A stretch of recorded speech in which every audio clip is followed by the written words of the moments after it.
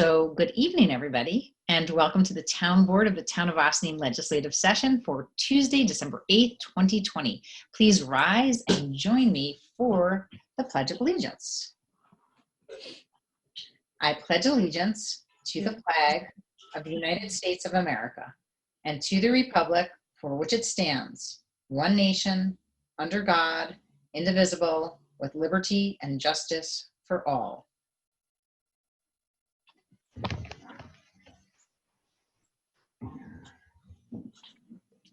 Okay, so we're going to start with our roll call.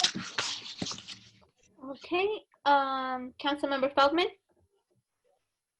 Don't think she's joined us yet. Okay, Councilmember Shaw?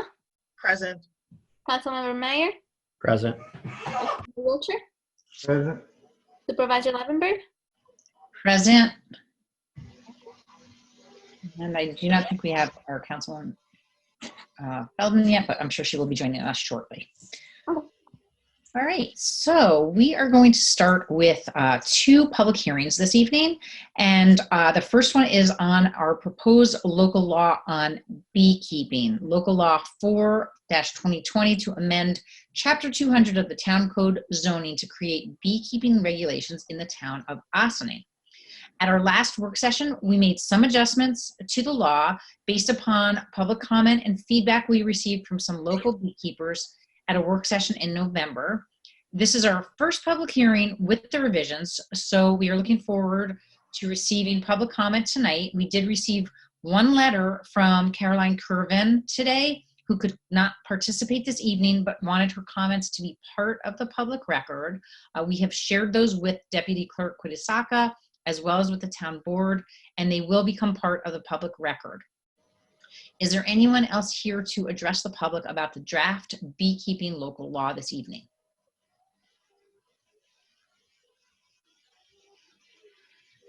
Okay, I think that maybe Donna Sherritt. Yes. Clapping and raising her and I don't know what to do. I think she wants to raise her hand. So the raise hand, just for anybody's information, is under the participant screen. Oh, there you go. I should know that. If you scroll down, it's over on the right. But we will recognize your thumbs up and your clapping of hands as a way to get our attention and recognize you for this public hearing. Thank you. Too bad there's not more options. So first, I would like to thank the town board and the town planner for all the work that you've put into this, because I think you've done an amazing, made an amazing effort towards listening to everyone and researching. So I would just like to thank you all for that. I do have some comments. So I am, as you know, concerned about the quantity of beehives. So I was wondering if you would consider, and I listened to the work session with the beekeepers, and I learned a lot during that.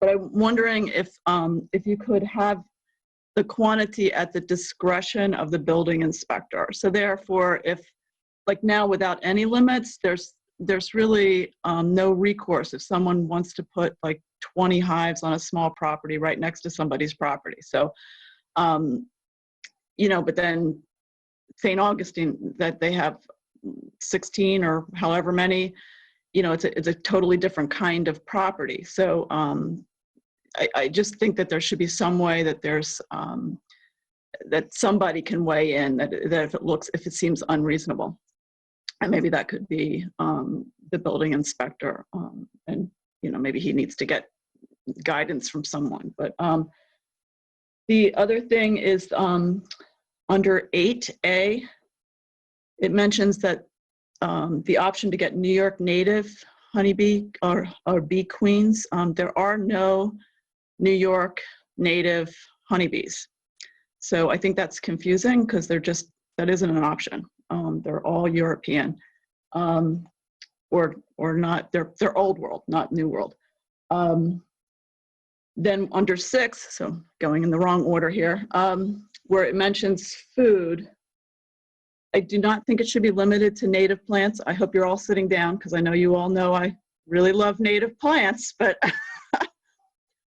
but there are a lot of plants. Well, first of all, the honeybee is not native, right? So it didn't evolve with our native plants. But second of all, there are a lot of plants that people have on their properties already that bees love. And I think that they should count towards the food requirement if they already have clover or, you know, the non-native hydrangeas, or there's lots of things that the bees really love. So I think that should come out.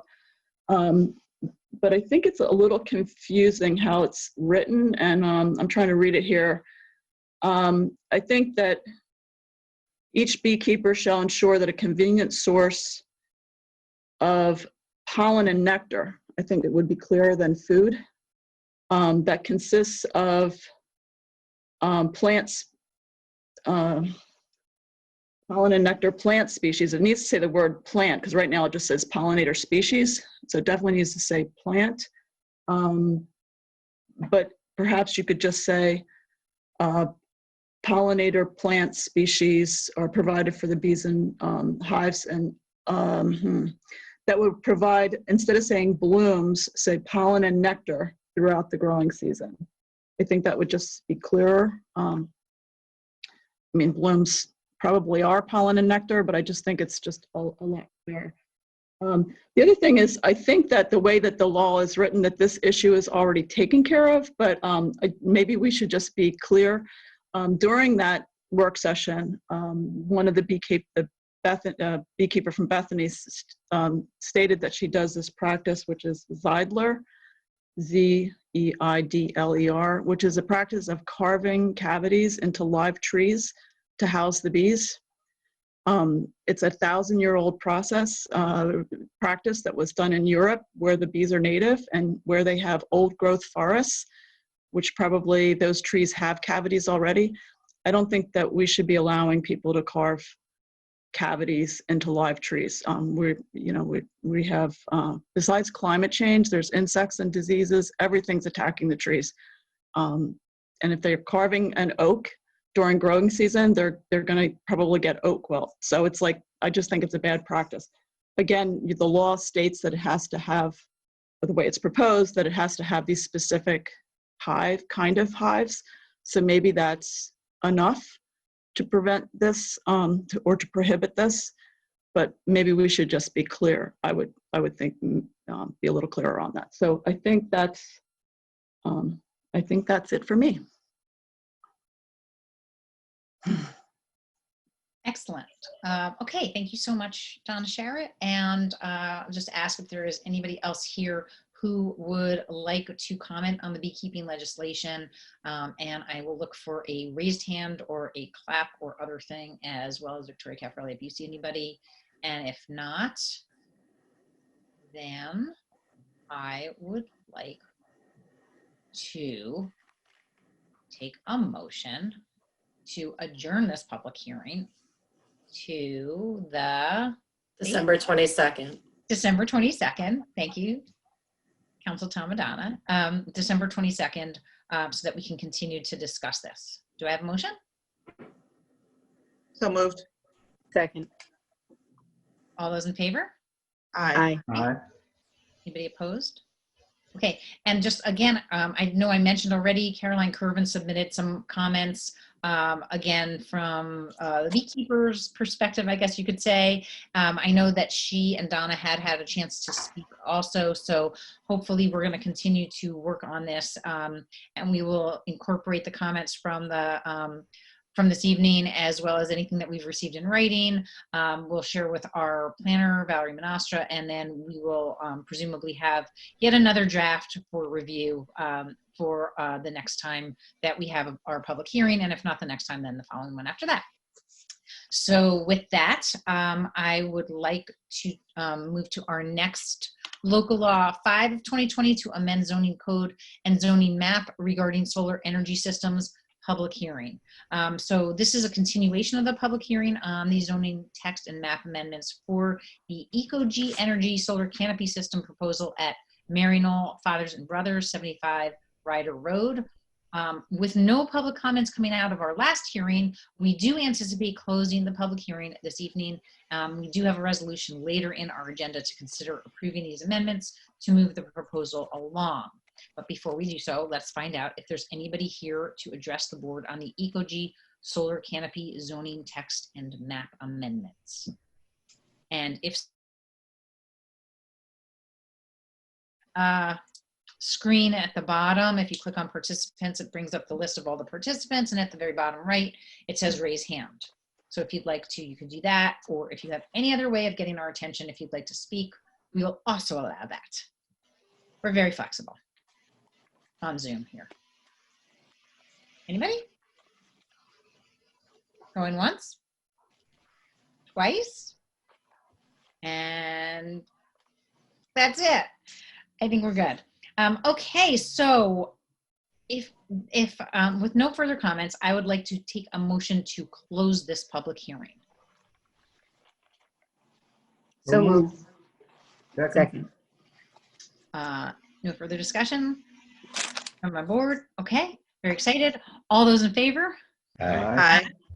Anybody opposed? Okay, and as I mentioned, we have an agenda item on for a little bit later to codify this local law.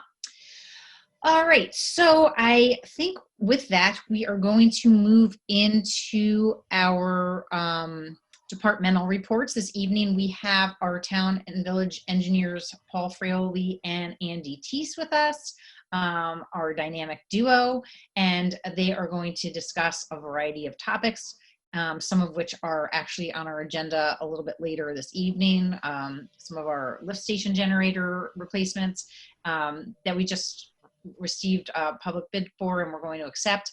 And then we're also hoping to get a little bit of an update on our McCarthy Drive, which we just went out to bid for. So I'm going to turn it over to Andy. I'm not sure which of you guys are speaking first because you're not like only half a face like you usually are. You're actually your whole faces. So who are we turning it over to? Paul, you starting? Andy, you starting? Paul. Thank you.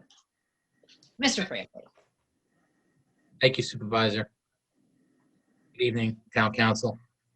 So I'm going to discuss with you tonight the status of the McCarthy Drive project. Last time I was in front of you, I think we had the consultant with us again, and we were putting the finishing touches on the design. And at that time, we said we were going to finalize the design and try to get it out to bid by the end of 2020.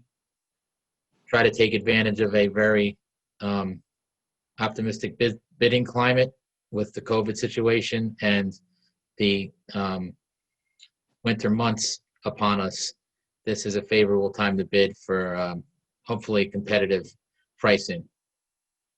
This is going to be bid by one general contractor. There won't be multiple contractors on this site. There will surely be subcontractors to a general contractor, but it will only be one contract issued by the town. A couple things to note and remind you and the public about this contract. It actually includes a one of the facets of this contract is replacement of the water main on McCarthy Drive. So be it not the main part of the project or really the crux behind the project, but since we were doing everything else to the road, we decided to replace the water main as well because there are many water main breaks in that every year, and we do not want water main breaks happening on a brand new road. So we're going to replace that as well. The village, however, as per our existing IMA, is funding that replacement component. However, the project itself is being administrated by the town. So let me give you some dates to think about, because just yesterday, December 7th, digital bid documents were made available to the public. So general contractors who aren't aware already will shortly become aware after advertising and word of mouth that this contract is available digitally with the link provided, so they don't have to come in, particularly during the COVID situation. And quite frankly, it's really the wave of the future, having hard copy documents to come pick up at the clerk's office. It's still going to be administered through the clerk, but everything is going to be available digitally. It makes them easier. It makes it easier for them to do takeoffs and quantity measurements and what have you to develop their bid when they're provided the documents in a digital format. This Thursday, the 10th, we put into the contract documents a mandatory pre-bid meeting, meaning that anybody who desires to submit a bid for this project must attend a meeting in the field. That would include myself, the engineers from Dolph Rotfeld, who you met during our previous meetings, and the superintendent of highways, Pete Connolly. We're going to walk through the project, discuss all the details of the scope, and entertain documenting questions that come in to us during that meeting from interested contractors, and follow up with answers for all after that meeting's over. We made it part of the contract where if they do not attend that meeting, they cannot bid. We were very serious when we presented to you, and we're going to be very sincere with the contractors when we say that the interface with the residents on that road and the town's commitment to having limited interruptions and coordination with their day-to-day activity, which is going to be a very destructive and then reconstructive contract.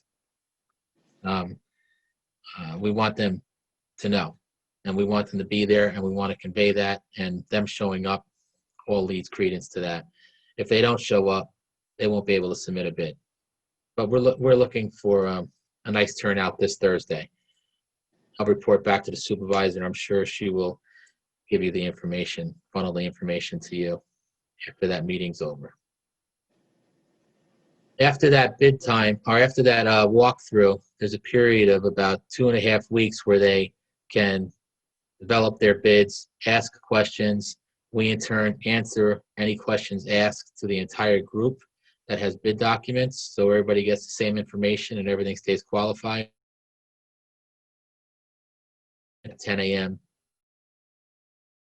be open. The ones that are submitted to the clerk's office will be open and read out loud and recorded by Town Clerk Donnelly and become public record.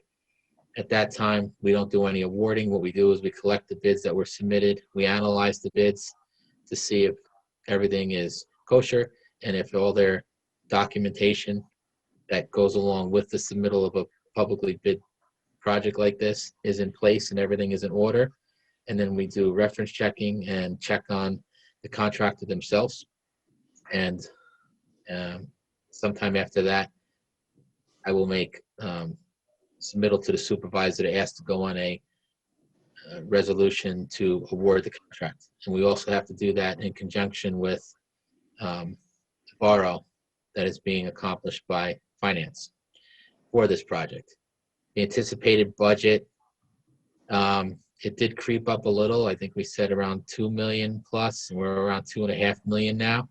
We did add some stormwater components to satisfy this DEC notice of intent that we're going to file, and the stormwater pollution prevention plan that's a facet of this project. And we also had to do a few adjustments to the water main work after it was reviewed by the health department. But again, that part is funded by the village. One thing that I did do that said in the last meeting I was going to try to... Paul, the total project price includes the water main, correct? Yeah, so total project price includes the water main, and then the village we have it as a separate line item in the contract document. So whatever they bid on that line item will be reimbursed by the village to however Dale does that, to do a transfer from the village to the town capital project. One thing that we discussed doing that I did complete I'm gonna guesstimate about 20 of the residents out of the 32 total residents that the project impacts. Most of them are Mccarthy, but a couple of them are on an incognito. One thing I did do was have individual field meetings with those residents to discuss the scope of the project.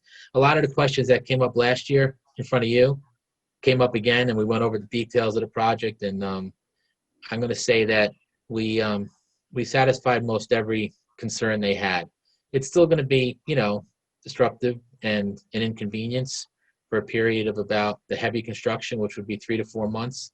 And then it's going to linger for some of the finished work for about another 3 months after that. But they were, I'm going to say across the board, happy that we're doing the project and are looking forward to commencement and then ultimately the completion, which we think will happen by the end of the year, 2021. Any questions? Are there any questions from the town board? I just want to remind everybody who has been following this for many years that McCarthy Drive was deemed a public road, and as such, the town has to make sure that it is up to the town road standards, and that's why we're undertaking this project. Are there questions from my town board colleagues? McCarthy? No, just not happy it's creeping up already. But And are there any, I mean, the good news is that there are a lot of drainage issues along with a lot of other issues that that have been a result of the poor quality of this road for many years that do affect people on other roads. And it seems that most of the drainage will be taken care of in the main design of the road, like within the road itself and the way that the road is being designed. I mean, Paul, I don't know if you want to chat about that a tiny bit more, but we're hoping that the bulk of them will be seeing much improved property results because of the improvements that are being made to McCarthy. So that's what the good news is, and obviously it's going to be a much safer road, and you know, it's a very long road that has again been treated as a public road for many years and was deemed a public road, but then wasn't cared for properly. So I can expand. I can expand on a couple of those things, Supervisor. One of the things we were concerned with was the restoration after construction of some of the details that the folks had existing in the right of way. Mhm. I could tell you that the probably the most costly, which was the two stone pillars, which I thought were rather nice. When I met with the residents, they were very happy that if we could remove them and not replace them because they don't like them. So that they're obviously the ultimate decision. There were some trees that we have to take down to install the utility in the road. And again, residents were happy that those trees were being removed. The main impact was at the end where we make the connection of the stormwater system to Incognito so it can continue through Incognito out to the discharge into the drainage basin. There is some significant clearing going on there. And we met with both those residents multiple times and at length on Incognito that back up to the project. And both of them are content with what they know will be the ultimate, the finished product. So just for comparison, you know, we often, you know, have to repave lengths or stretches of road. I think, you know, upcoming, we anticipate we're going to be having to repave Morningside Drive next year in 2021. And I think that the cost of that is going to be, I want to say $750,000 approximately. So not only are we basically building a new road, but we're also, you know, taking care of all these drainage issues and, you know, that impact other roads as well. And, you know, again, we have not put money into this road for all of these years. So if you think about it that way, Councilwoman Feldman hopefully makes you feel a tiny bit better about the ultimate cost of this road that hasn't actually been treated maybe the way it should have been for many years past. So. no, I get that. We took all that into consideration beforehand. And I mean, I get that it's the Department of Health and the other entities that are driving up the cost, but you know, we did take all of the other things into consideration in the beginning. But it is what it is. I mean, and I'm not going to say that one way or the other, and hopefully we will, you know, we'll have costs that come in less than we anticipated in certain areas. But I do know that, you know, we're seeing with the pandemic also supplies sometimes aren't as forthcoming and are harder to come by. And I'm not sure if that was actually, you know, that it comes into what our estimated cost might be, but we'll see what the costs are when we get the bid. Great. Okay. Without further ado, unless there's anything else, Paul, that you had to add? No, I did learn from one of the residents there that it was actually an old airstrip for, I think, biplanes and barnstormers way back in the early 1900s. I thought that was cool. That is cool. Okay, I'm sorry. Okay, I'll mute my mic now. Are there questions from any of my other town board colleagues before we let Paul off the hook on this one? Okay, seeing none. Andy Teese, are you up next? Yes, yes. Good evening, Supervisor and Council. Two projects. The first one, Dale Cemetery Cottage. Met with Clemco Construction, the owner yesterday, Tom Clemens. He's moving right along. The roof is completed, the flashing's completed, the chimney's completed. He's working on the front porch. He did some mock-ups of the paint so we can make some decisions. He's expecting the windows to come in for delivery the second week in January. And once he gets warm enough weather, the windows will go in, the stucco will be completed. So it's probably going to be like mobilization twice. Won't be any additional cost, but he's very cognizant of the weather. Painting has to be above 40 degrees. Stucco work has to be warm weather too. So, but he's moving right along, and it's a pleasure to work with him. That's that project. I just want to throw in that if anybody has had a chance to drive by and see the great work that's being done by both our restoration architects, Stephen Tilley, as well as Clemco, who's a local contractor who bid and won the bid on this. It's really exciting. They're doing a phenomenal job, and they're really doing their best to restore some of the wonderful qualities of the original design for this building, and it's looking really, really terrific. So, and it's really bringing something special back to Dale Cemetery, because obviously it had been taken.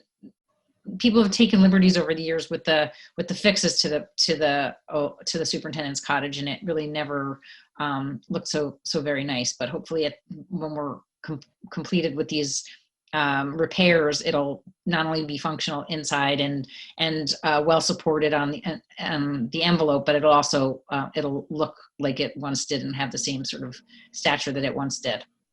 So thanks, Andy, for your supervision of that as well. And also the highway superintendent and Mario too. Between both of your two town departments, the work that they're the collaborative work between them together and Clemco, it's like a public-private partnership. It's working out well. Pete really is invested in that project. He knows so much about the building, so like daily decisions he's making with the contractor, and can't be happier with what's going on there. They just discovered an old fireplace that they're going to try to resurrect. I think at least the facade, so that you can see some of the exposed brick, and found some old wallpaper. It's pretty cool. Yeah. So that is moving right along. And then the other project was the generators for the lift stations.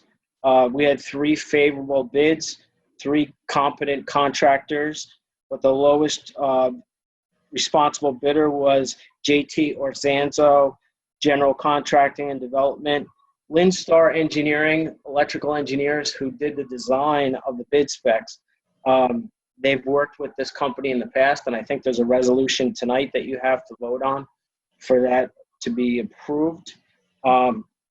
We asked for the breakdown because what was not included in the original scope that was added before the bid was bypass pumping and temporary generators.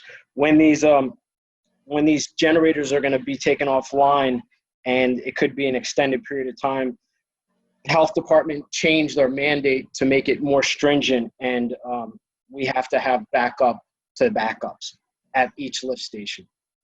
So let me find the actual costs here.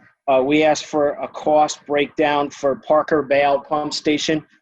Because the overall cost came in, the grand total was $183,050, but we wanted to know, based for GASB and depreciation and the individual cost of each job, what it was. So for Parker Bale was $101,525, and North State Road was $81,525. That's the breakdown. I know the highway superintendent can't wait to get this done because he loses sleep over these stations not having the backup power that it should have. And I think we should move forward with it. It's a decision that the board needs to make, but it needs to happen. Any questions? I think that's what we're going to be approving later on this evening. So, is that what you're saying? Did Yep, yeah. that's all. I just wondered if there was any questions about the bid or. Are there any questions? I'm just happy that we had 3 bidders and the scope ranged within, 183,000 to 193,000. It wasn't like where you had wild guesses that came in 30 or 40,000 more. It was pretty tight bidding. Right. And we know that they were all responsible. So that was Sure. all good. Yes. So, okay. So are there any other questions from my town board colleagues on, for Andy on any topic whatsoever? You can throw him a, a zinger, whatever you got for him. He's here. Got anything for Andy? I'll just talk about water Okay. since I'm here because everybody likes to talk about it. Sure. We had the issue last year with our MIB levels. That's the taste that algae gives off in the water, and that's what we had to remove. And we designed that system when we built it in-house, and that's how the water changed drastically with the carbon system. Last year, the numbers this time were about 100 parts per billion. And right now we're coming in at 20 parts per billion. So we've been able to lower the dose. The new filtration plant will still be designed to handle the higher MIB levels. And we're going to be doing that with peroxide and a UV system. And that's in the health department's hands to review that. But everything else for the filter plant has been approved for construction. Do we have an anticipated timing for what you think? We'd like to bid it by the end of the winter and start at beginning of the summer, but it's Paul and I had worked on an RFQ for construction management, request for qualifications for firms, see what these firms have to offer because it's a 3-year project, $40 million, $35 million. We want competent construction managers that have built filter plants in this industry, not just a construction management firm, but a serious construction management firm on the environmental side that has this experience. So we are going to be, our counsel, Stuart Kahan, had taken Paul's RFQ, put some dates in, and we're probably looking at awarding that February time period. But I think concurrently we're going to still go out to bid. So it's kind of health department dependent, but the health department has been moving forward with our applications and our approvals pretty fast in the last month. So fingers crossed. Andy, are we still drawing off the Croton Reservoir, or are we back to the Ashokan? We're still, we draw off the Croton Reservoir, and then our backup source is our Indian Brook water. Right. No, not the Croton line, but which reservoir are they using? I thought the taste was coming from the Croton Reservoir system. Yep. So we're on the old Croton Aqueduct. We take from the Croton source. But there were times when, I think maybe when I told you last year, they did fill some of the Croton system with Ashokan. You're right, with Catskill water. That's why you're thinking that. They're not doing that now. They're just all Croton water. It's all Croton. But right now, at what we're taking in our plant, we're taking in 60% Croton and 40% Indian Brook. So with the MIB levels at 20, Indian Brook is 0, and we have a full reservoir, so it's like money in the bank. So we're using as much of our own water as possible. Good. And will the new plant have a carbon system as well? Yes. Yes. Good. So we're going to use that same carbon system. It's going to be moved over. It's like a mobile unit with, it's like 2 stories high, 10 by 10 in dimensions, and there'll be a pad, and that'll be reused along with new systems. Great. Thanks. Yep. Thanks. Other questions about water? Other questions about? I might keep going here. I think you remember the tank mixing project that we went out to bid for last year. We awarded that to a local contractor, and they're in the process of installing electrical equipment at the Torbank tank, the Lakeville tank, and the Pleasantville Road tank. So if anybody sees any contractors working by the tanks in the next few weeks, that's what's going on. Some steel work will be going on through the winter, and the goal is to get the Pleasantville Road large tank at Richard Wishney Park online by the end of the, probably by the end of January, if things go well with the welding side. And we're going to keep moving forward.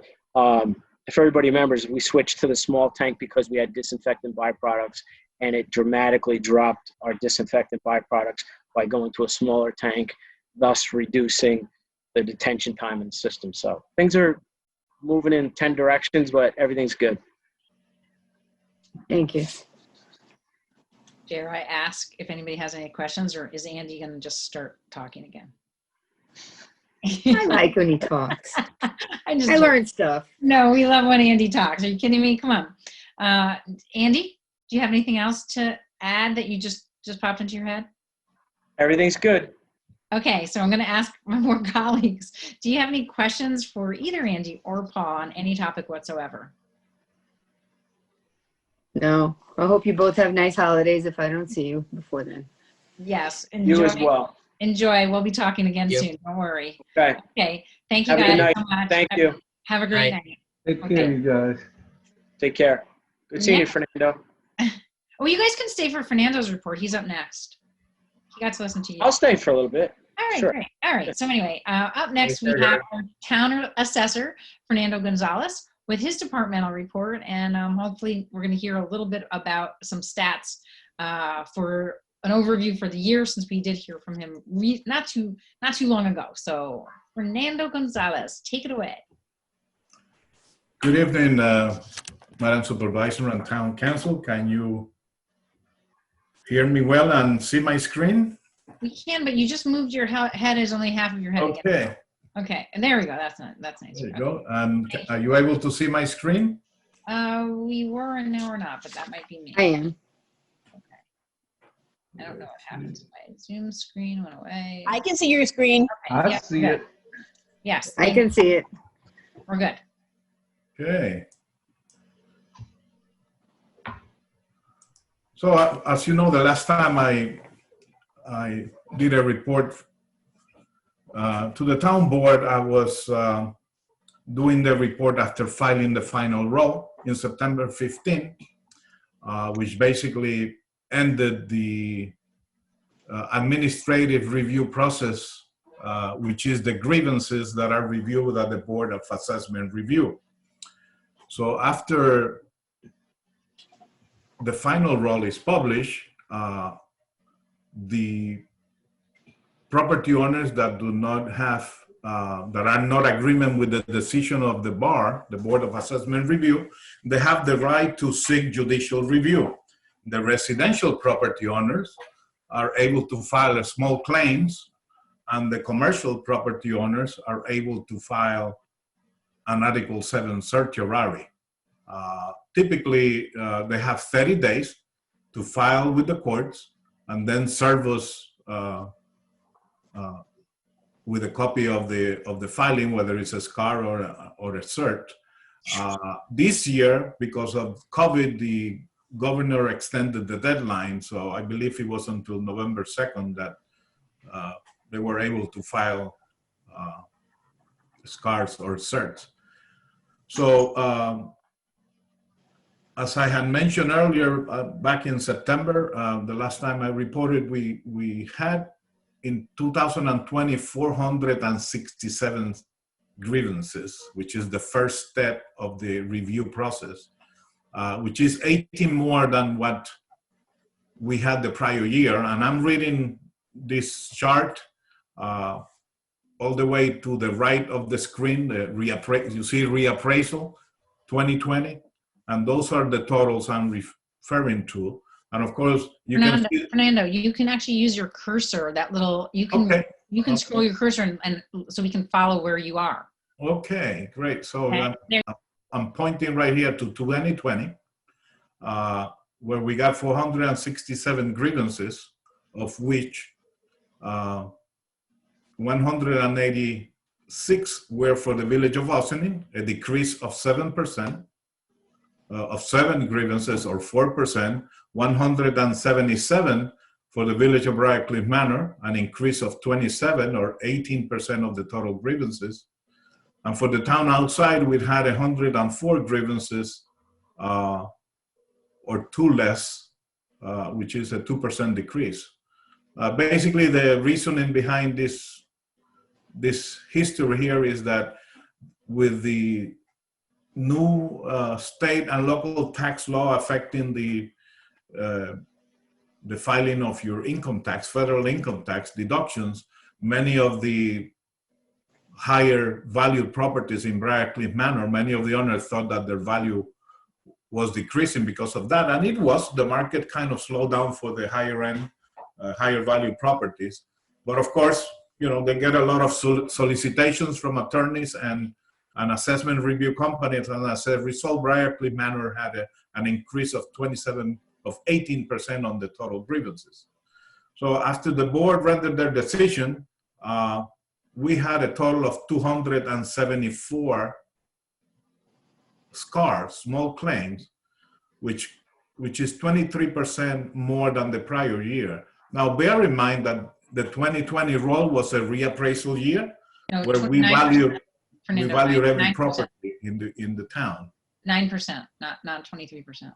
I'm sorry, a 9%, 23 more for a 9% increase on the SCAR. And by the way, at this point, most of these SCARs have been settled, and the roll has been adjusted. We have about 70 to be settled that Al is working on. Many of these, the majority of these small claims are filed by assessment review company, in particularly TRP, tax reduction professionals. And many of the SCARs had no case, and about 70% were withdrawn with no reduction. So of the 274 SCARs, 109 were for the village of Ossining, which is an 8% increase. 109 also for the village of Briarcliff Manor, which is a 21% increase, and 56 for the town outside, or a 7% decrease in the number of SCARs. And then, of course, what brings me here tonight is to give you an update on the certs. Every year, through the court process, we settle or withdraw many of the cases. And then, of course, additional cases are filed every year. Cases that are not, in cases where the attorneys do not file a note of issue, after 4 years, then they are automatically dismissed or deemed abandoned. But this year, we had a total of 120 new certs filed, which is a 6% decrease as compared to the prior year, which is pretty good considering that we, again, did a reappraisal and revalue each individual property in the town. Out of those 120, 51 were in the village of Ossining with a 20% reduction. 40 were in the village of Briarcliff Manor for a 14% increase, and 29 were in the town outside, which is basically the same as last year. But what is important that we took this 120 and added to what we had left, and the total active certiораries at this point that we're dealing with is 470. And this is a very low number, considering that of those 470, about 60 cases, and each case is one parcel 1 year, about 60 of those are for the Sleepy Hollow Country Club, where they have multiple parcels. That case, which we will discuss with the council on executive later tonight to give you an update, that case has approximately 60 of those cases. So we are steadily decreasing the number of active SCARs, and of course, as you know, many of the cases, the liability or the exposure is for much less because the values are more accurate and up to date. but out of those 470 cases, 224 are in the village of Ossining for a 26% decrease. 159 are in the village of Briarcliff Manor for an 18% decrease, and 87 are in the town outside for an 18% decrease. So I did fail to mention that the total of 470 that we have this year, as compared to 582 last year, which is 112 cases less. And when you break it down by school district, of course, as you can see down here, the Ossining School District accounts for 340, or a 25% decrease, and the Briarcliff School District accounts for 130, an increase of 1%. So, we are on the right path. We have many cases. We have several cases that I'm going to present to you later tonight that have been settled. But we do have several court cases that we are going to discuss with you. The next document that I provided is a list of all these 470 cases. I know this is 11 pages, but as you can see, most of the cases that are pending are from 2016 through 2020, which basically shows that the courts are running, in our case, running on a four-year delay. Ideally, I would like to settle this year's cases prior to filing the next year's tentative roll on June 1st, but that is not possible because of the backlog in the court system. But that would be the ideal way to handle this issue, so that if there is any inequities, the issue of value is resolved prior to the filing of the next roll. But you can scroll through these cases. The ones that I have highlighted in blue are the ones that are in the court calendars that we think that we may settle within the next year. I'd like to point out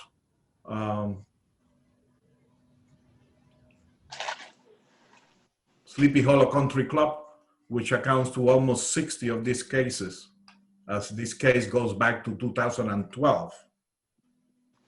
And as you know, we are awaiting a decision after we had a trial last year in October. The decision is pending, and we are hoping that we get this decision before the end of the year. So the ones in blue are the ones that are in the court's calendar and that we think that they will be settled this year. Of course, I would like to point out too that the Village of Ossining Water Commission has filed a certiorari on the water properties. However, there are issues with the filing as far as dates and technical issues with not filing on each individual property, but we will solve that through the courts when the time comes. I will be glad to answer your questions if you have any questions regarding the cases or the presentation. I just didn't know if we have Steve Dewey with us this evening. Our town prosecutor was also working with Fernando on the tax certs. And Steve, I didn't know, welcome. Did you want to say anything at all about any of this to the board? I don't know if you're there.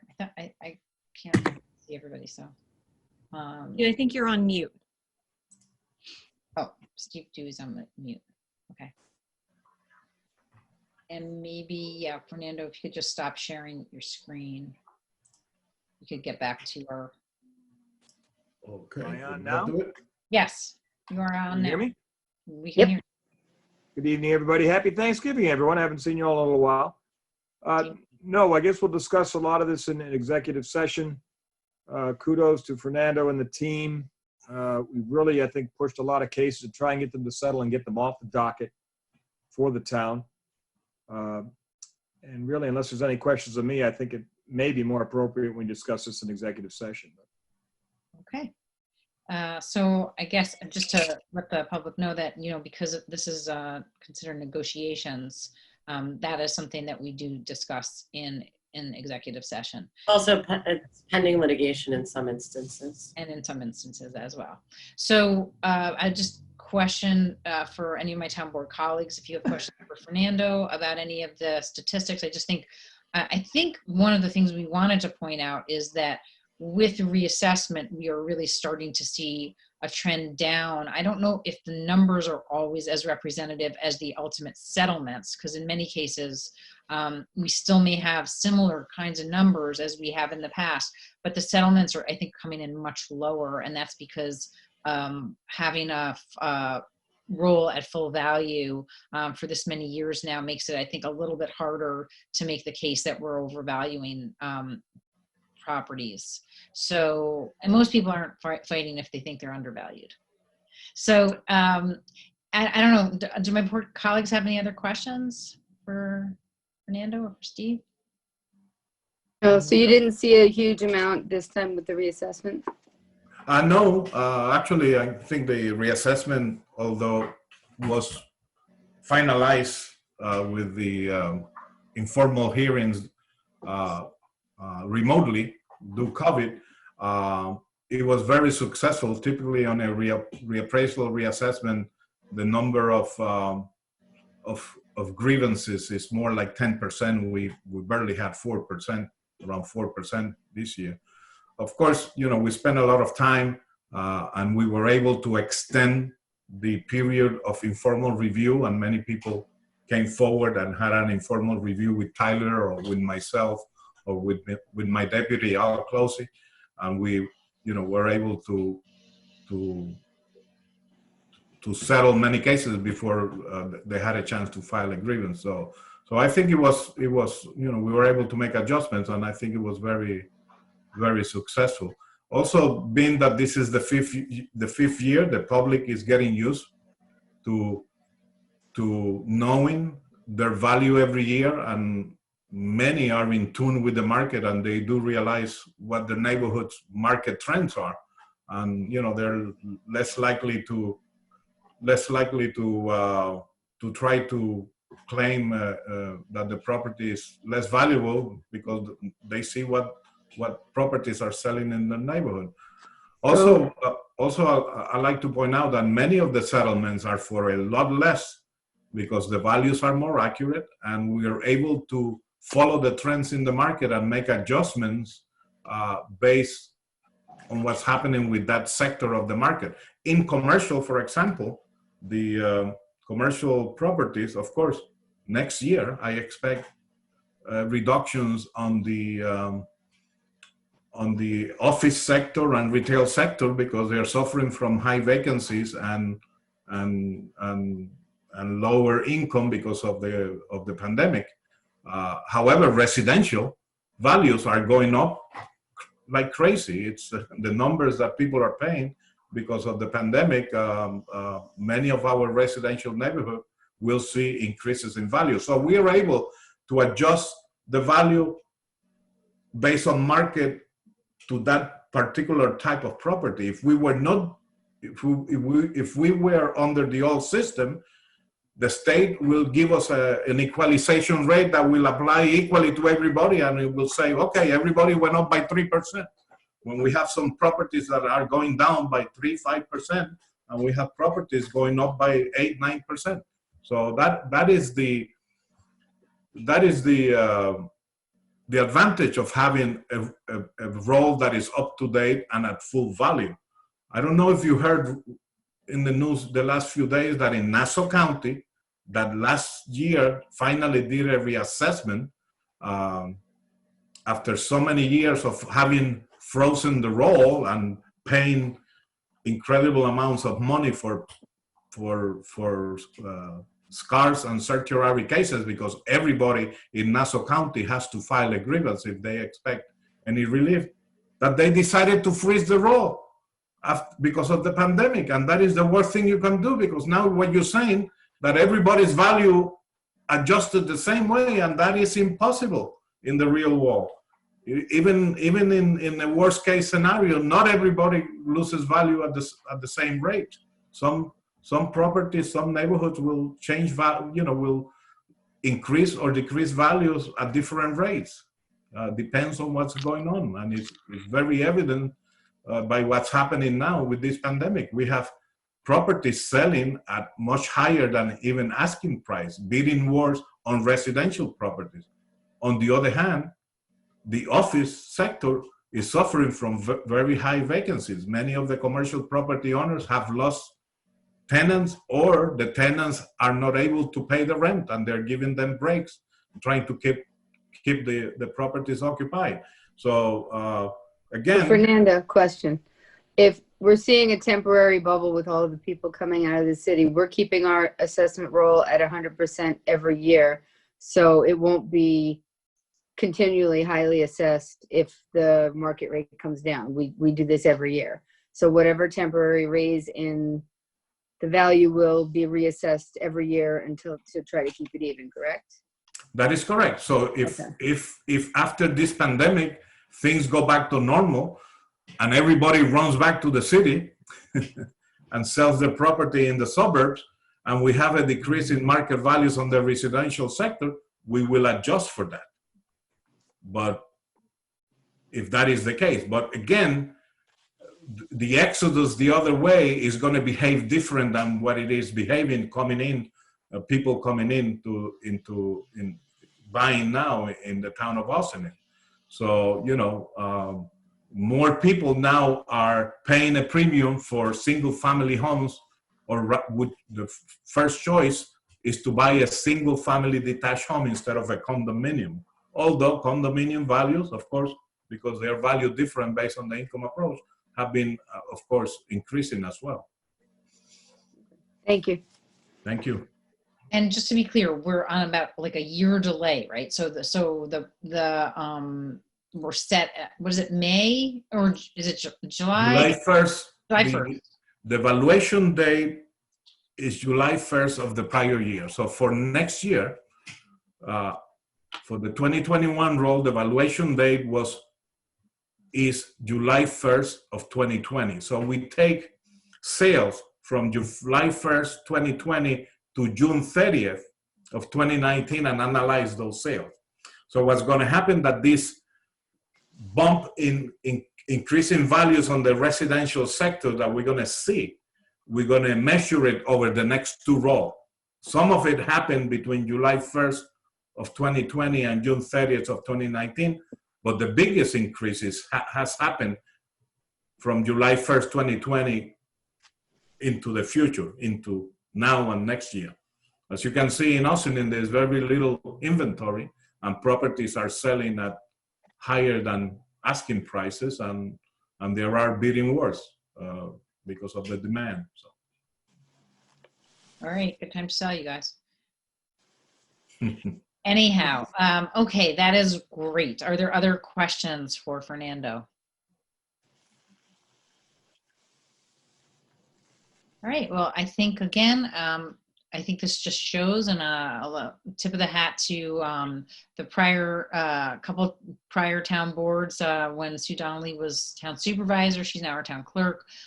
They took a big leap of faith and decided to undertake a full value reassessment after 4 years of having properties not be up to full value and have to use that equalization rate that's given by the state. And over the years, I think you can see that it is starting to pay dividends, in that we have a fully transparent role now that matches the value that you might find on Zillow or elsewhere. If you're going to look, maybe not Zillow, okay, I don't know. Yeah, not Zillow.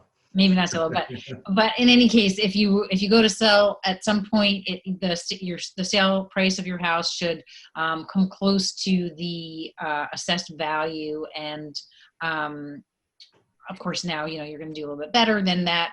But again, it's a couple years in 1 year back. Looking back, when we do look at the roll, and I think that it really has helped us In general, we found assessed value that we've added to the roll, which has actually brought our tax rates down a little bit. I think there was a 4% increase in assessed value this year to our roll, which was great. And that really has helped everybody. So again, very grateful to you and your entire assessor's staff. And also Steve Dewey, thanks for coming on board with all of this stuff. It's lots of fun, I know. And we hope that, again, the numbers keep going down for the ultimate settlements for SCARs and certs. And look forward to the settlement for the golf courses in the near future too. So with that, if there are no more questions, I think we're going to move into our meeting. Thank you. Thank you. Okay, so Thanks, Fernando. I have some announcements. I'm sorry, were there any other comments from the town board before? I thought, okay, wonderful. So I have some announcements. Yesterday, the governor held a press conference to discuss the increase in coronavirus cases. Over 70% of new cases are being contracted in what is called a living room spread. Talk about this, which is a small gathering of friends or family, often including food and hanging out with masks off and no social distancing. The increased caseload is now starting to have a more serious impact on hospitals. As a result, the governor has called for retired doctors, nurses, and medical professionals to return to the field and help manage the escalating number of patients. Unfortunately, it is expected that case numbers will continue to rise through the rest of January and through the rest of December and well into January. Locally here in Ossining, we are continuing to work with our county, state, and local partners to get more testing sites up. Also here at home, we're being impacted and are working around the clock to address personnel exposure. Village and town are prohibiting all non-essential gatherings in our own workplaces. As careful as we all are, we know that even what may seem innocuous can rapidly turn, as it takes only one person to test positive while sharing food and drink and can send an entire department reeling. Last week, something like this did take place with some of our town personnel, so we are working to make sure as many services as possible continue to remain available to the public, but without potentially exposing anyone else to the virus. So please be patient as we adjust our operations to address this issue. Tonight was the tree lighting at Market Square, and the Mayor Victoria Garrity and I had the opportunity to introduce the virtual tree lighting. It was sad that we couldn't actually all be there in person together, but hopefully some of you got a chance to tune into our live Facebook. Thank you to the Riscos and also to Johnny G, as well as to Jamie Hoffman in the village for bringing us all together to share our good wishes with the community for a happy holiday season. And we will continue to do our best to share these types of alternative celebrations with you. And we do encourage you also to think creatively as well. Healthcare professionals have been working tirelessly since March to treat COVID-19 patients. They have missed birthdays and holidays to work on the front lines. They are prepared to miss these winter holidays too if our positivity rates continue to rise. Remember, cases from small gatherings can be prevented. If you must visit someone outside of your household, avoid eating or drinking together. Wear your mask the entire time you interact.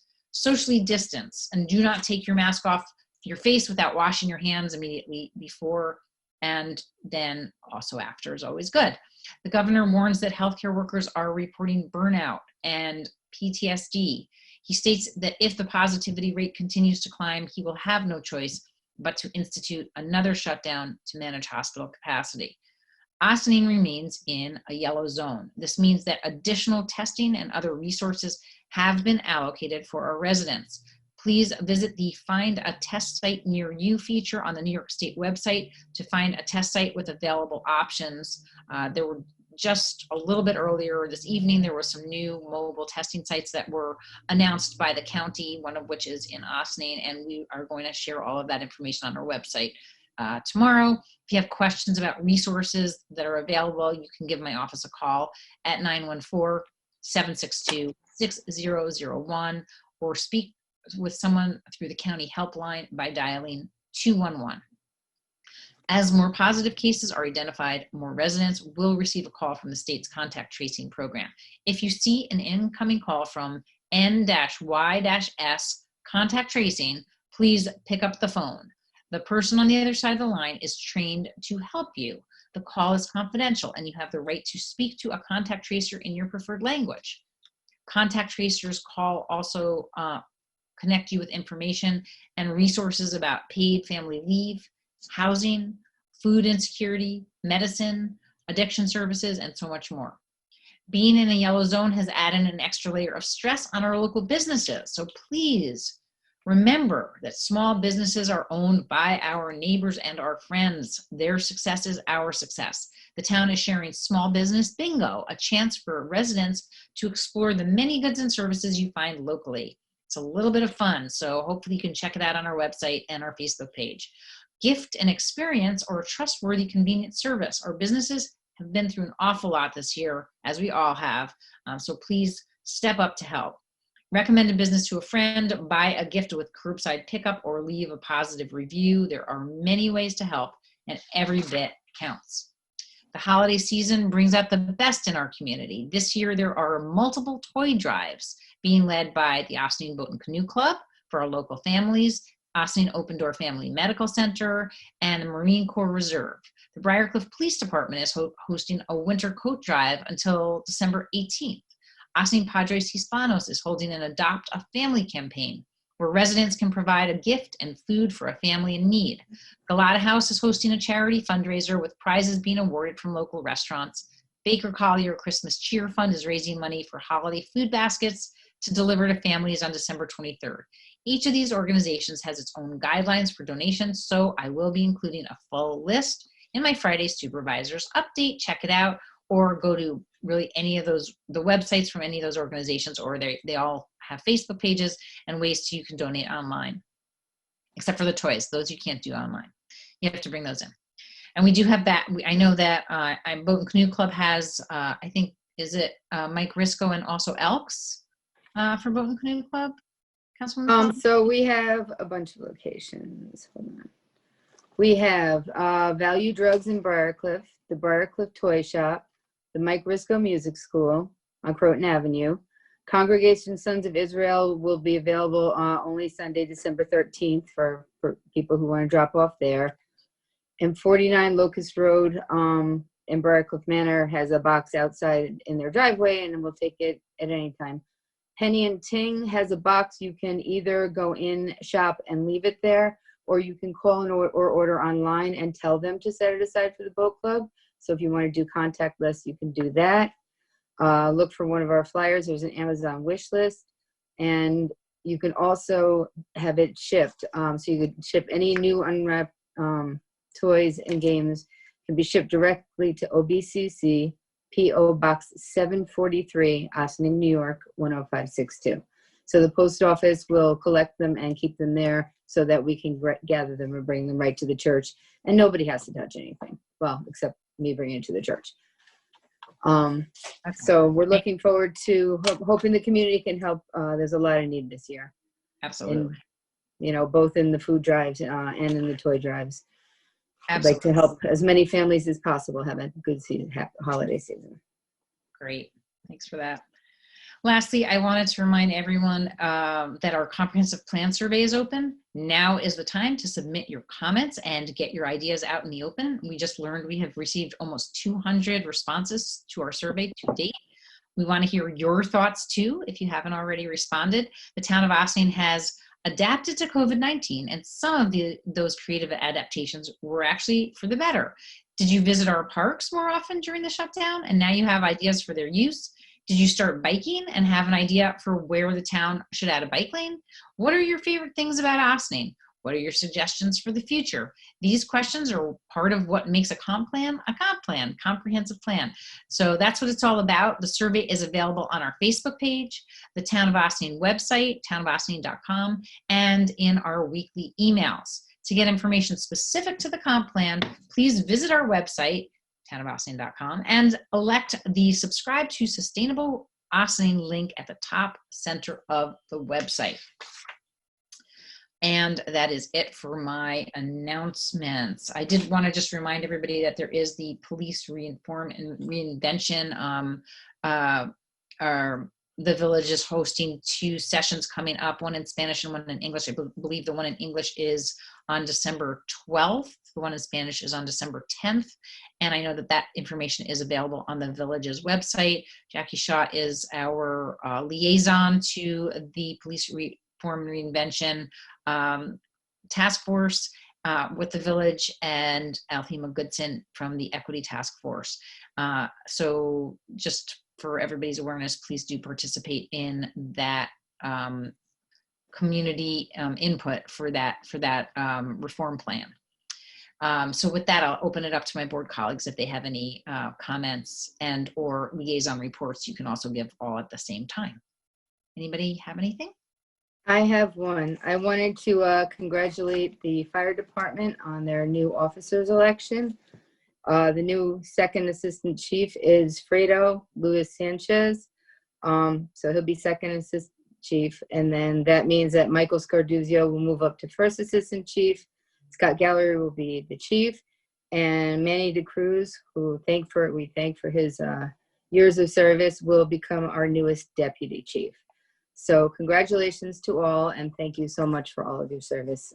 We appreciate you. Thank you very much to our incredible Austin volunteer fire department on their annual, or is it biannual? Biannual elections. And congratulations to all. We know that you've put in many, many hard years getting here, and we appreciate all your service to our community. Anybody else? One more. I know you congratulated the people who put the creche up every year on their 65th anniversary. So that's worth mentioning too. Absolutely. They've been putting that up every year for 65 years.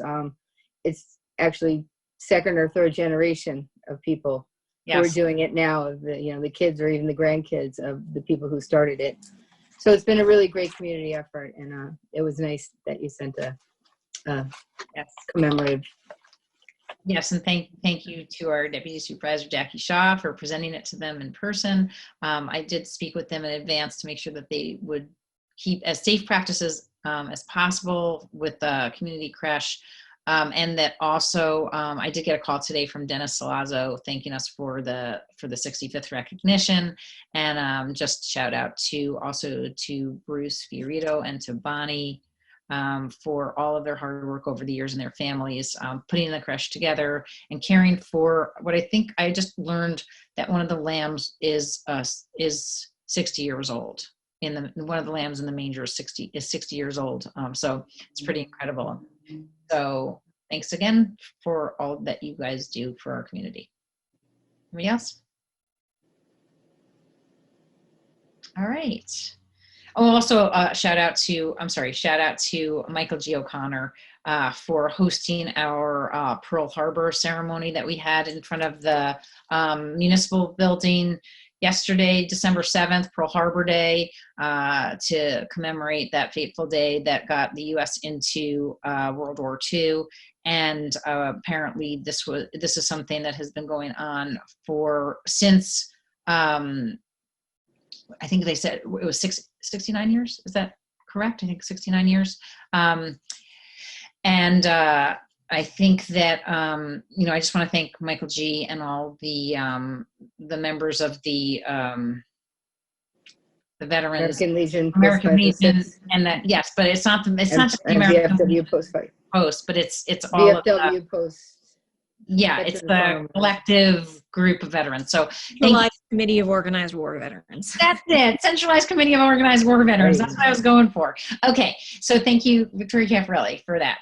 So Centralized Committee for Organized War Veterans for annually coming together to commemorate that fateful day in front of our building. We're very appreciative, and we did put out a wreath. The mayor and I put out a wreath yesterday, and thanks again for all of the help and guidance with that. Also to the Village Parks Department. Anything else? Okay, so we are going to. Steve Dewey wants to say.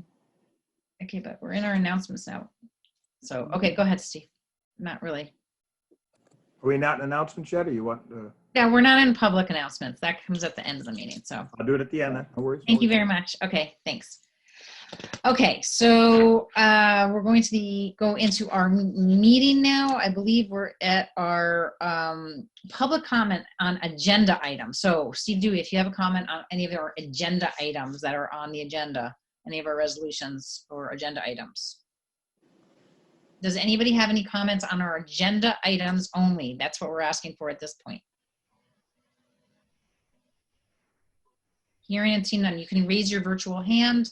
If you go to the participants, click on participants and then scroll down to raise hand, or you can also just give a little hello to us or click a thumb reaction, thumb up or something like that. Okay, hearing none, we are going to go into our board resolutions with our deputy clerk, Martha Quidisaka. Okay, approval of minutes, regular meeting, November 24th, 2020. Resolved that the town board of the town of Austining hereby approves the November 24th, 2020 minutes of the regular meeting as presented. Do I have a motion? So moved. Second. All those in favor? Aye. Aye. Anybody opposed? Okay. Approval of voucher detail report. Resolved that the town board of the town of Austining hereby approves the voucher detail report dated December 8th, 2020 in the amount of $326,177.88. Do I have a motion? So move. Second. Any discussion, questions? All those in favor? Aye. Aye. Anybody opposed? Acceptance of bid, furnish and install new emergency generators, whereas the town of Austining invited sealed bids pursuant to section 103 of the general municipal law of the state of New York to furnish and install new emergency generators at Parker Vale and North State Road Pump Station, and whereas a public notice was advertised in the Gazette on November 5th, 2020, and whereas the town received 3 sealed bids, which bids were publicly opened by the town clerk at 10 a.m. Friday, November 20, 2020. And whereas the lowest responsible bid was submitted by J.T. Oronzio General Contracting and Development Incorporated, 443 North McQuestion Parkway, furnace of $183,050. And now therefore be resolved that the project to furnish and install new emergency generators at Parker Vale and North State Road pump stations is hereby awarded to J.T. Oronzio General Contracting and Development Incorporated, 443 North McQuestion Parkway, Mount Vernon, New York, 10552, for the total bid price of $183,050. And be it further resolved, the town supervisor hereby authorized to enter into an agreement with J.T. Oronzio General Contracting and Development Incorporated with the terms as outlined in this resolution, the agreement and accompanying bid documents subject to approval by council to the town as to Motion? form. So move. So moved. Second. So thank you again to Andy Teese for helping us navigate this much needed project. As a reminder, we borrowed for these replacement generators in 2019 and 2020, one borrow for each site, and we know this project will go a long way to helping keep our infrastructure running smoothly, which is extremely important. As we all know, we want those pump stations to be running smoothly. All those in favor? Aye. Aye. Anybody Aye. opposed? Adoption of 2021 budget. Resolved that the town board of the town of Austining hereby approves the 2020 budget for the town of Austining. Total appropriation for the 2020 entire town 100 fund. Hold on. Is it supposed to say 2021, Victoria? Not Say 2021. Sorry, I was paying so much attention to the numbers. I forgot what year we were in. 1 second. Not redoing 2020. As amended. No. As amended. I was like, wait, we're in 2020 right now. Okay, I'll read it again. Adoption of the 2021 budget. Resolved that the town board of the town of Austining hereby approves the 2021 budget for the town of Austining. Total appropriation for the 2021 entire town 100 fund are $5,723,803. Total appropriations for the unincorporated 200 area fund are $3,966,684. And total appropriations for the Highway 310 fund are $2,736,463. Total appropriations for the water and sewer funds are $492,939. Total appropriations for the fire/light/refuse funds are $1,530,758. And total appropriations for the ambulance district are $681,990. and total appropriations for the cemetery fund are $337,888. Do I have a motion? So moved. So, second. So, after a budget season like no other, we are very excited to be adopting our 2021 budget this evening. This budget results in tax rate decreases across all but one fund, with the sewer fund only netting less than 1/10 of 1 percentage point increase this year. We are cautiously optimistic going into 2021, but monitoring our financial state very closely due to COVID. Huge shout out to our department heads, Budget Officer Victoria Caffarelli, sitting to my left box here, not that you can tell because you all have her in a different box, Deputy Comptroller Liz Nakari, and the true brains behind the operation, my favorite unicorn, our Comptroller Dale Brennan, for all of their hard work on this year's budget.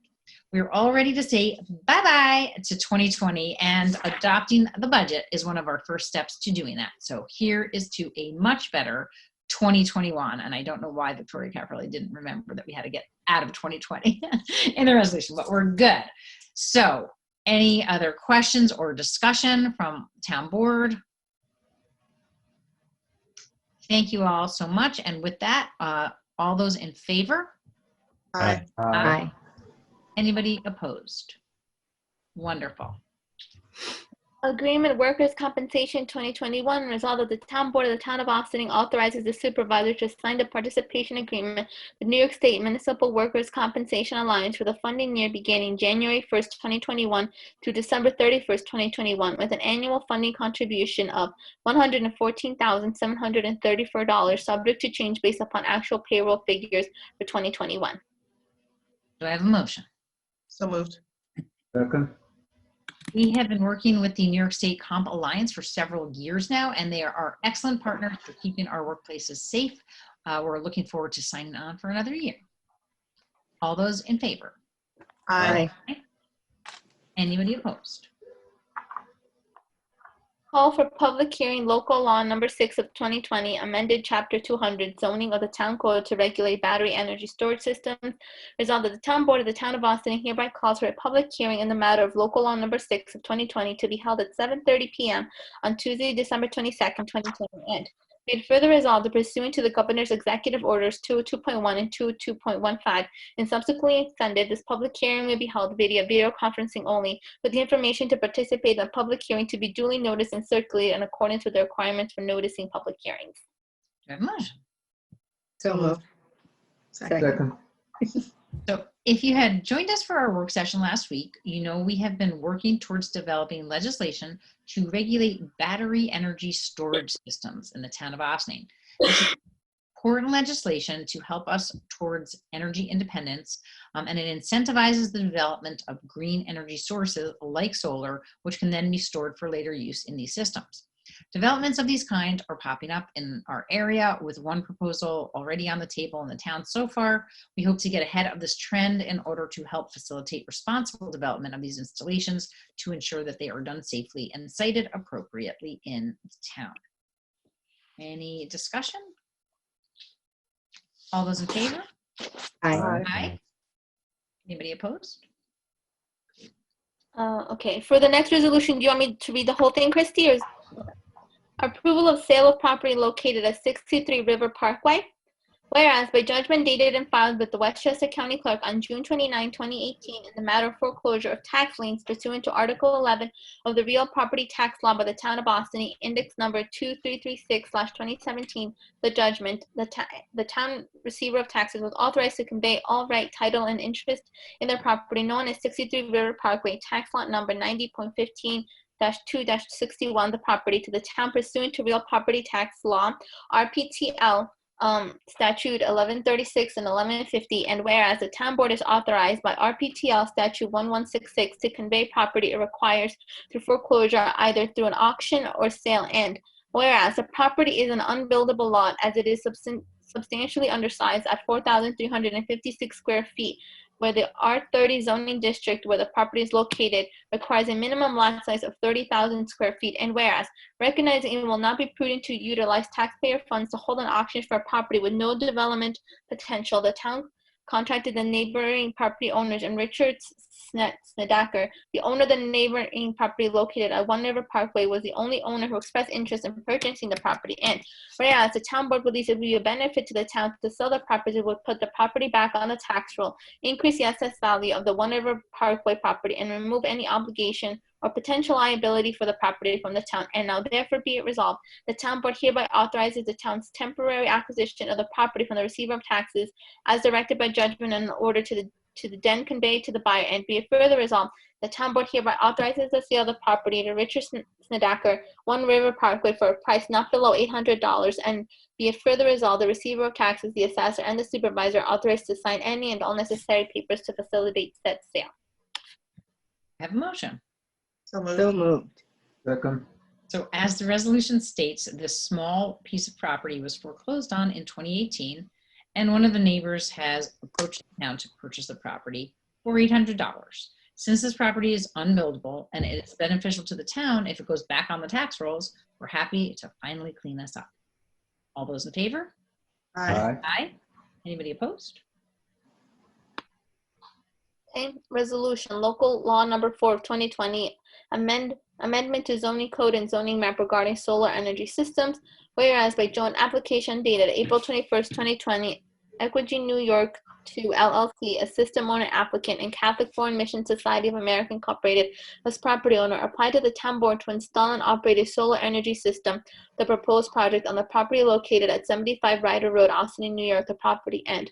Whereas the proposed project is a Tier 3 solar energy system as defined in Zoning Code Statute 200-31.3, which requires the town board to adopt a local law to amend the town zoning system to include the property in the Tier 3 solar energy system floating zone. And whereas the applicants are also seeking a zone text amendment to increase the maximum permitted height of Tier 3 canopy solar energy systems to allow sufficient clearance for fire trucks and other emergency vehicles. And whereas the project will also require site plan approval and a conditional use permit from the Town of Austin Planning Board.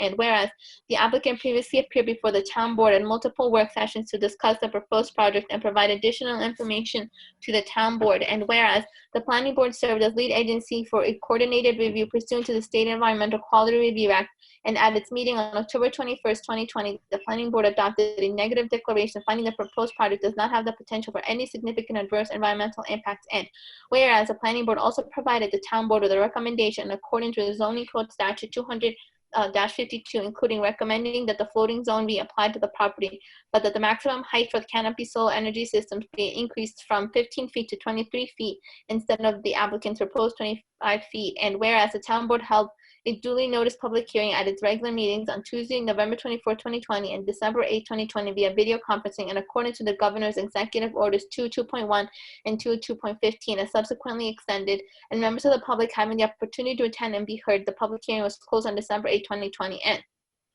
whereas said local law has been at the desk of the members of the town board of the town of Austin for at least 7 days, exclusive of Sunday, prior to the adoption of this resolution, and now therefore be it resolved, the town board, after due deliberation, finds that it is in the best interest of the town to adopt the local law, and the town board hereby adopts local law number 4 of 2020 to amend the zoning code and zoning map regarding solar energy systems. And be it further resolved, the town clerk is directed to enter said local law in the minutes of this meeting into the local law book for the town of Austin, to publish said minutes in the newspaper published in the town, if any, or in such newspaper published in the county in which such town may be located, having a circulation in such town. An affidavit of said publication shall be filed with the town clerk, and a file of copy of said local law with the Secretary State of New York. Do I have a motion? So moved. Second. So as we had little to no public comment on this local law, we are happy to be approving it tonight so that the proposed solar canopy development at Maryknoll can continue along in the process. We anticipate that this community solar development will be a benefit to all of the community, and we are excited to see it move forward. I believe this is a roll call vote because it's a local law, and it's our first solar energy system installation that we're approving a floating zone for, so that's exciting. Okay, Councilmember Shaw, Aye. Councilmember Wiltshire, Aye. Councilmember Feldman, Aye. Councilmember Meyer, Aye. Supervisor Levenberg. Aye. Okay. Okay, that's unanimous. Resignation Ethics Board. Be it resolved, the town board hereby accepts with regret the resignation of Laura Whitlinger from the Ethics Board effective October 21st, 2020. Do I have a motion? So moved. Second. So unfortunately, we have two members of our ethics board who have informed us recently that they will no longer be able to serve in this volunteer capacity. Laura Houston Whitlinger and her family have moved out of the town, and Susan Sarch has found herself with added responsibilities at her day job, making it challenging to devote her time to this board. We want to say a big thank you to both Laura and Susan for their dedicated volunteer work on behalf of the town. Did I get a motion already? Yes, motion. Yes, okay. So all those in favor, this is just for Laura? Aye. Aye. Aye. Anybody opposed? Okay, and next up, Susan. Resignation Ethics Board. Be it resolved, the town board hereby accepts with regret the resignation of Susan Sarch from the Ethics Board effective December 8th, 2020. Do I have a motion? So So moved. moved. Second. Again, with regret. All those in favor? Aye. Anybody opposed? Wishing everybody well for the holidays, and thank you again for your service. Resolution of support. We are all in. U.S. communities, businesses, and institutions for a national mobilization on climate and recovery.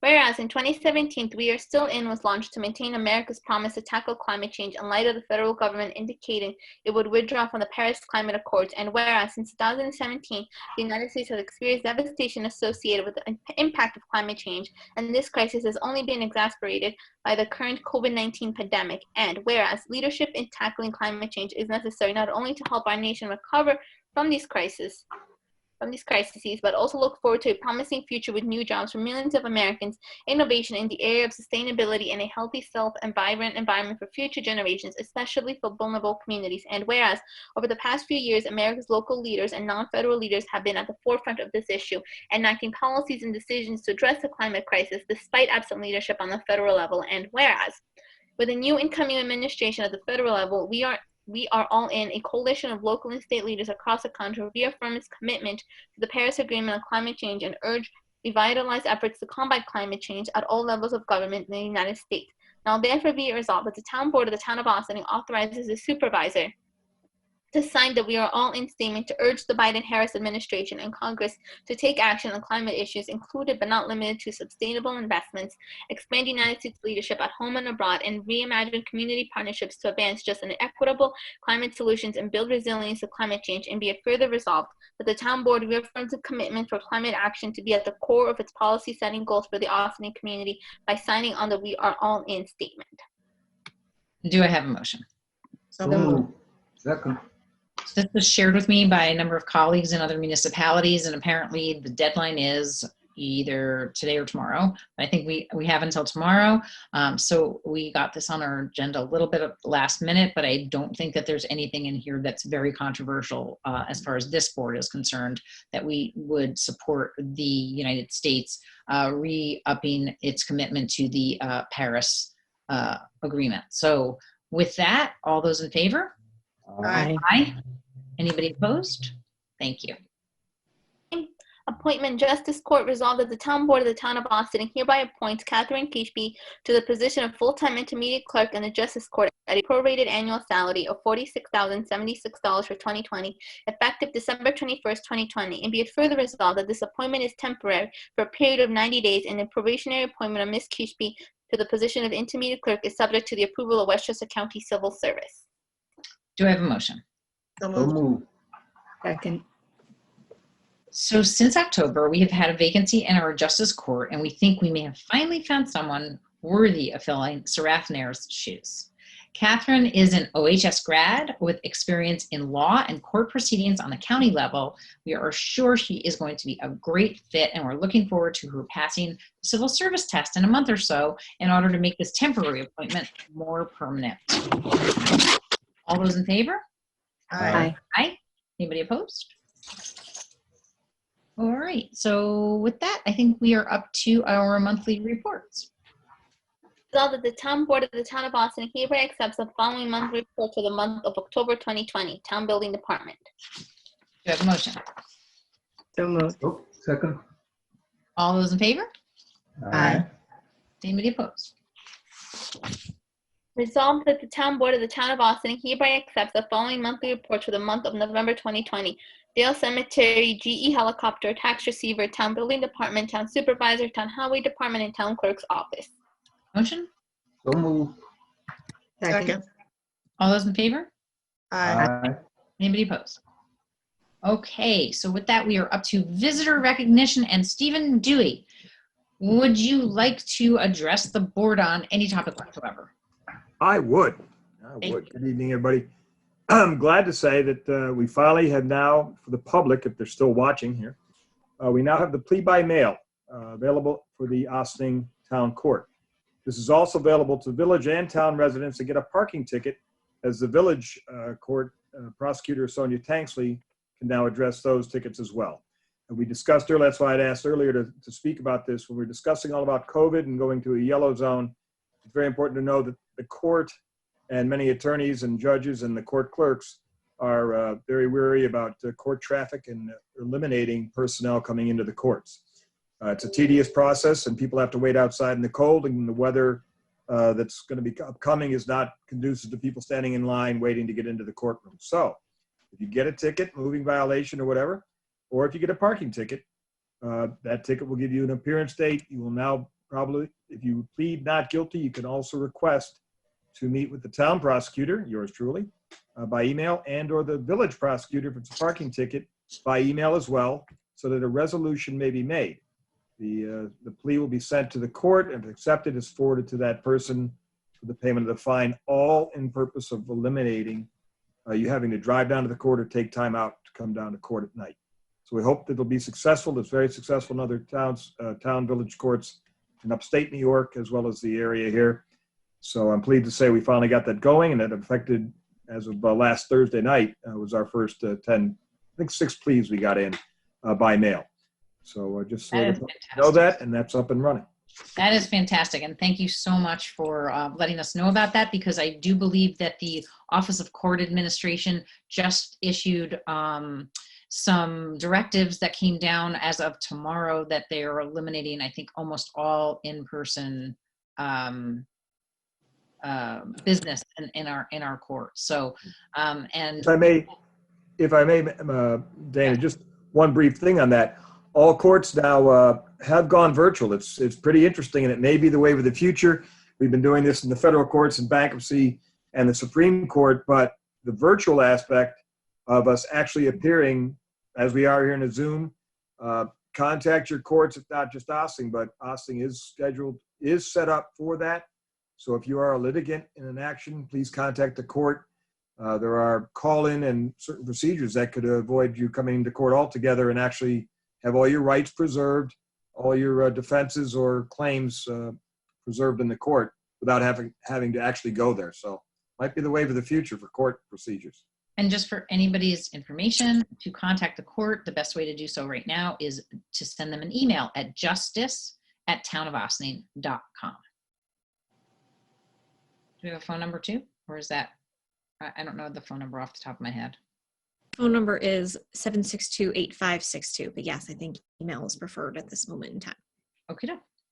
All right, fantastic. Anybody else here from the public who would like to be recognized on any topic whatsoever to address the board? You can raise your virtual hand by clicking on the participant screen and scrolling down, and you can see at the bottom it says raise hand. Give us a thumbs up or just say something. Like, hey, town board.